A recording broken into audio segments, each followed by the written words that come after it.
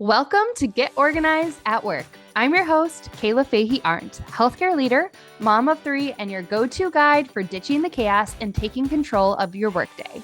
This is the show where we turn overwhelming to-do lists into clear, actionable plans so you can crush your goals and show up as your best self at work and in your life.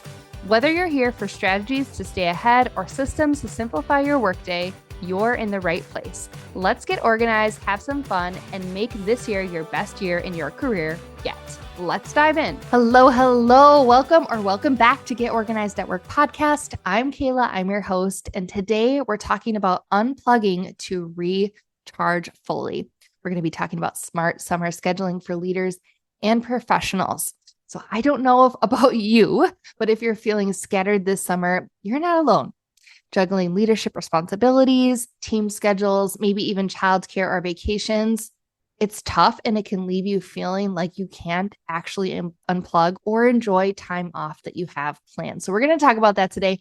Before we dive into the episode, I do want to make sure my most recent crazy post doesn't go to waste. So if you're on Instagram, I would love it if you would head over to @GetOrganizedAtWork on Instagram and follow me. I was recently in Duluth with my husband last weekend, and we both ran, he ran Grandma's full marathon and I ran the Gary Bjorklund half marathon. And we went to the spaghetti dinner. It's wonderful. They give you unlimited, seconds. I guess you can go up as many times as you want. It's like bottomless spaghetti. It was awesome. So after that, we were like, let's just go walk along the harbor there by Lake Superior, basically, and just like chill and let our food digest and kind of get our mindset right before the next day. And I said, babe, like, would you mind? He's like, what? I'm like, well, I brought my Mylar balloons, a 2 and a 0 for 20K or 20,000 downloads. And I would really love a picture of my Mylar balloons right by the lift bridge here, right on the lake. And he's like, yeah, let's do it. Go get your balloons. So I got my balloons. He helped me blow them up. It was super windy. There were people walking around looking at us. And I was like, I'm not even embarrassed. I'm just excited to take this picture, to jump in the air with the balloons and to run around next to the lake and look silly. So we did that and I posted it on my Instagram. So I would love it if you just go follow me there, hit the like button on the post. Let's get the views up on that one. It was just fun to make. Most of the views are from this year, as you've all been listening, as I've been consistent with posting and getting really clear on getting organized at work as a theme and the different topics I talk about. So I'm really excited and thankful that you all are here. And as I'm recording this, we're well beyond 20K now. We're over 21,000. So it's been really, really cool. If you have an idea for the next podcast episode, you're welcome to put it in the comments of that Instagram video or join my free podcast community. That's also linked in the description or in the show notes. And we have over 64 or 5 members in there right now, which is amazing, past my goal for the year. And that's where we share different topics we want to talk about, get more in-depth conversations and network with each other, different professionals across different fields. So I would love it if I saw you on my Instagram or in my free community. All right. Now that we've got that out of the way and you don't let my Mylar balloons go to waste, let's get into today's episode. We're talking about how to actually unplug without guilt or chaos and how to create a flexible summer rhythm that protects your energy while keeps your leadership sharp.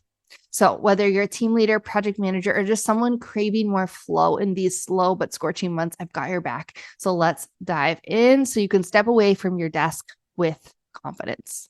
Part 1 of this episode is about the summer trap. So you know what's sneaky about summer? It feels like it should be slower. In my mind, it's like the time where we're chilling, we're at the beach, we're at the cabin. It should be a more relaxed time, right? But in reality, it's often more scattered. People are on vacation, routines are disrupted, childcare has to get creative, and meetings become harder to schedule. The rhythm just feels off. I don't know about you, but I've been trying to schedule meetings, and it's like there's somebody always out of the office. It's just hard to get everybody at the table. And so you're in the middle of all that.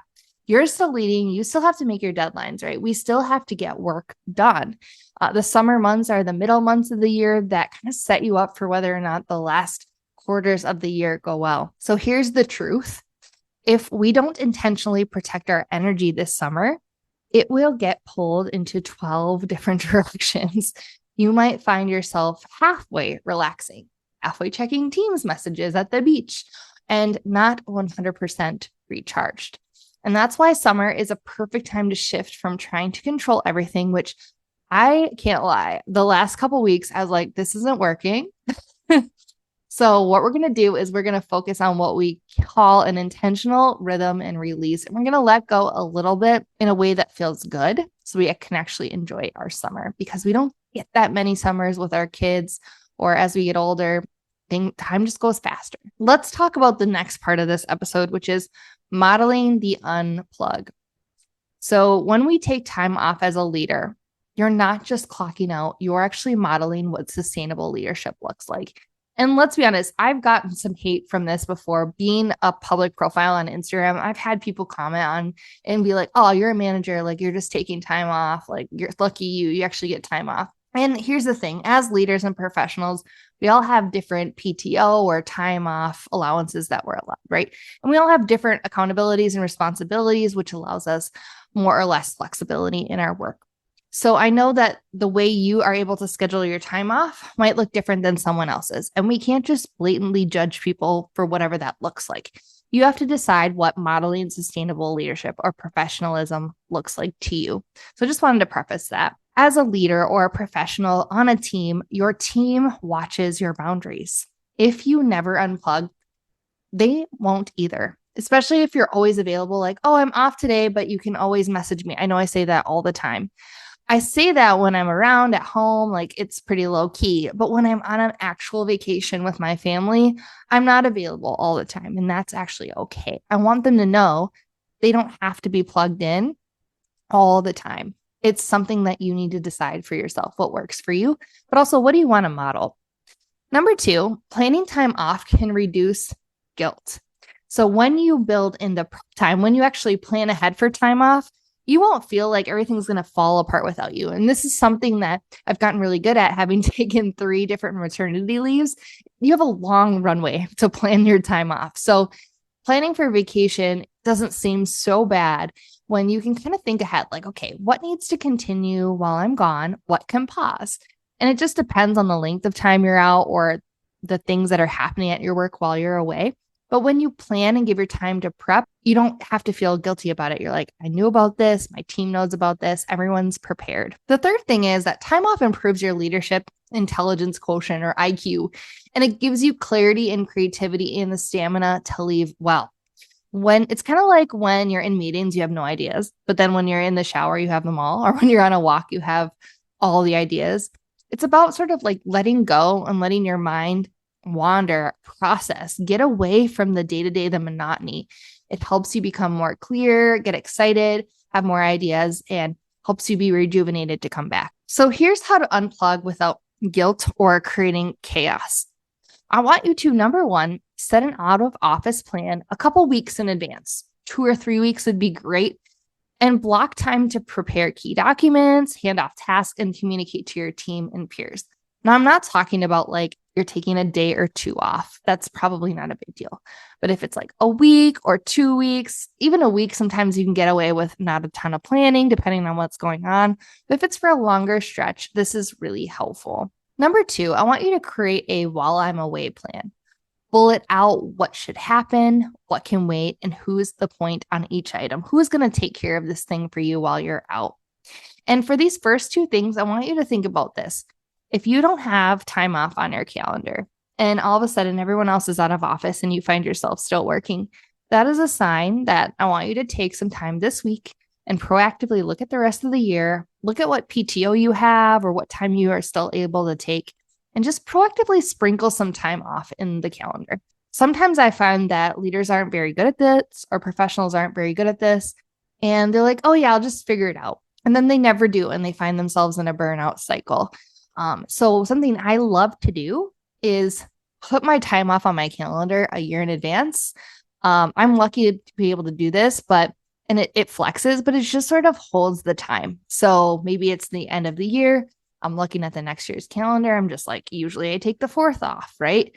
Usually I take Thanksgiving, right? So just kind of like think ahead That way, these items of planning, they don't sneak up on you. You can see these on your calendar in advance. And the third thing I want you to do to unplug without guilt or chaos is to turn off notifications. I'm serious. Teams, Outlook, email, whatever it is you use, you can't halfway or kind of unplug. That's just like not really resting. That's fake resting. I've had people push back on this before, like, oh, my personal email is in my Outlook app. Okay, delete the actual account of your work from your, you can do that. I know it's a pain in the butt to add it back, but it will help you immensely. And most importantly, I want you to not apologize for taking time off. Your company gives you time away. You earned it. It's part of your benefits.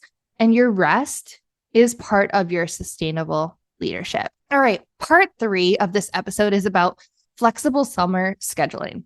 I want you to shift to now thinking about the day-to-day rhythm part of your weeks. So summer often breaks our usual work patterns. Instead of fighting this disruption, like I've been for the last couple weeks, I want you to think about building a flexible rhythm that works with your summer energy, whatever that is. And I want to preface this by saying, not all of us love summer. If you can tell, it's me. I don't love summer. Yeah, it's okay. We all have our favorite season. I don't want to say I don't love summer because I do enjoy the things that happen. It's just not the season where I feel like I'm, in my genius. I feel most alive in the fall. That's my summer. That is my favorite season. Summer for me, it just feels like lethargic, like, oh, kind of the slumpy months. It might not feel like that for you. And that's okay. Just recognizing that when we think about our day-to-days, you've got to build a rhythm that works for you. Not everyone else's rhythm is going to be the same. And I don't want you to judge your rhythm and compare it to someone else's. So speaking of that, the first thing I want you to do this is task batching by energy level. So you don't have to just batch by task, but you can batch by how your brain feels. Like, what is my energy today? So if my energy is low, you can do administrative tasks, make checklists, plan, do emails. When your energy maybe is medium, you're like, okay, I got some energy. You can update procedures. You can organize your documents. You can review plans, kind of start something new, or maybe review where you're at. High energy is recording training videos, brainstorming strategy, knocking out certain to-do items, giving feedback. Set up your calendar to match your energy curve. Right. So if you know, beginning of the week, the energy is higher, do some of those more high energy tasks in the beginning, or maybe the time of the day really matters to you. Or maybe you have a day of the week where your kid's schedule is all crazy in the evening and you just need some energy so that you can last that entire day. Maybe that's not when you do your most high energy tasks. Maybe that's when you're doing lower energy things. Just plan for that. Batch around your energy level. Number 2, this is something that I love doing and I've done for a long time, is theme your days. So you can create daily themes. Like, for example, Monday could be project planning. Tuesday, connecting with team. Wednesday, deep work. Thursday, collaboration and meetings. Friday, cleanup and catch up. I like to do something which is called Friday Flow, and I will avoid scheduling meetings or accepting meetings on Friday at all costs. I know sometimes it has to happen, and it's, definitely another work day. However, most of my other days are just meetings, and Friday is really the time for me to do my work besides supporting others, my actual to-do list. So it just depends on how your brain or how your week feels like it flows the best for your energy. If you're managing multiple sites, sometimes my themes would be Monday, this site, Tuesday, this site. And it doesn't mean you're only going to exclusively do deep work on Wednesdays, for example. It just means if I have something specific that's deep work, then I will schedule it for Wednesday if I can, knowing that Tuesday is for something else. So I hope it gives your brain just fewer decisions and helps you feel in control even when your week is messy. Maybe you don't have these daily themes like being hard and fast. Maybe they're not like this every week. Maybe at the beginning of the week, you kind of assess your energy and look and say, okay, I know I need to have some project planning, some team connection. What days feel the best this week, right? So it doesn't have to be always Monday. It doesn't have to be rigid. The third thing I want you to do is build in recovery time. So after high output meetings or events, I want you to schedule some downtime, maybe 30 minutes, 60 minutes. Take your breaks. I don't know about you, but for me, like the summer heat and being overstimulated, it's just burnout waiting to happen. It is not being lazy. You need to manage your leadership stamina. So if you have something that's really mentally or physically exhausting, I want you to just take a reset. There's nothing wrong with that. In fact, that is how you're going to be able to keep going without burning out. All right. The last part that I want to talk about is kind of this bonus, the 3-day reset hack that I want to tell you about. So I use this midsummer whenever things start to feel a little bit like out of whack, and it's called the 3-day reset hack. So what you want to do is ask yourself, what's one thing I can finish in 3 days that will reduce chaos? Number 2 is, what boundary do I need to recommunicate? Because boundaries just sort of like fall to the wayside in summer. And number 3, what rhythm can I reset without redoing everything? Sometimes there's this urge to be like, scrap the entire plan. It's not working at all. Nothing works. Redo it all. But we don't have time or energy for that. So what rhythm, or what is one piece of flow that I can reset? I don't have to redo everything. So ask yourself these 3 questions. I'm going to say them one more time. What's one thing I can finish in 3 days that will reduce chaos? What boundary do I need to recommunicate? And what rhythm can I reset without redoing everything? This keeps you from spiraling into that summer slump mode or that burnoutness that happens in summer, and helps you make just bite-sized progress. A little bit of progress is better than none. So I hope this has been helpful to you. To wrap up, summer leadership for me, in my mind, isn't about doing less. It's just about doing the right things at the right time, which is what I talk about all the time on this podcast. You can unplug without the world falling apart. In fact, you need to test that. If you are leading a team, I want you to test, how well have you prepared your team for you to be away? If they can manage without you, that's a good, healthy team. You can work in rhythm with your energy instead of fighting it. That's what I want you to work on. So that's what organized leadership is all about. And in fact, if you do go to my Instagram, you'll probably start to notice that I'll be posting videos of just me in various places with, leadership lessons. I want to use video from the different experiences I've had traveling and kind of share what being organized has allowed me to do over the years. I've been on many vacations, taken time with my family, visited some of my favorite places abroad or in the States. And it's just a lovely peace of mind that you can have when you're like, wow, I've prepared to be away and I'm rejuvenated. I've seen how things are done in different places of the world and the country. And now I'm ready to get back at it when I come back. I'm not half rusted. So if you found this helpful,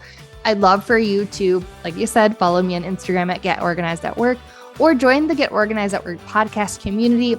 You'll also find templates like my out of office plan inside the community, and you'll be able to kind of figure out what's your summer rhythm schedule for you. What does it look like? So everything will be linked in the show notes. And if this episode helped you feel more confident about setting boundaries or reshaping your week, I would love it if you just share it with a colleague. Let them know, like, hey, I love this podcast. I started listening. Here's my favorite episode, and suggest that they take a listen. All right. Thank you so much. Thanks again for 20+K downloads. It's been cool. Can't wait for 20+ more. Until next time, remember, organized leaders aren't perfect. They're intentional, and you've got this.